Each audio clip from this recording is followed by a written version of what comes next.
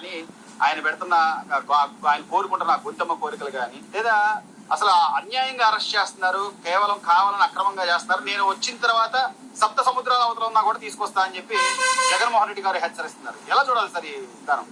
ఆయన ఈ మద్య నిషేధం చేస్తారని మద్య నిషేధం చేయకపోగా నాసి రకమైన మందు నమ్మి నాసి రకంగా మనుషులను చాలా మందిని వేల మందిని మరణమోదంగా మోగించాడు.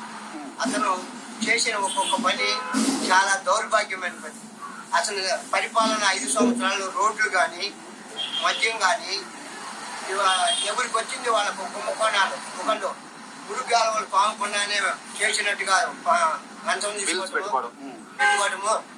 ఒకళ్ళైనా ఎక్కడ ముసలాళ్ళు ఉన్నారో వాళ్ళ స్థలాలు కబ్జా చేసి ఆపు చేసుకోవటము. ఒక మంత్రి అన్నా కంకర అమ్ముకోవటము, ఒక మంత్రి అన్నా ఇసుక అమ్ముకోవటము, ఒక మంత్రి అన్నా నీళ్లు బోళ్ళు ఎక్కడ ఉన్నాయా ఆ నీళ్ళని తీసుకొచ్చి ప్రజలకు పోసి పనికిరాని నీళ్ళని అది అమ్ముకోవటము.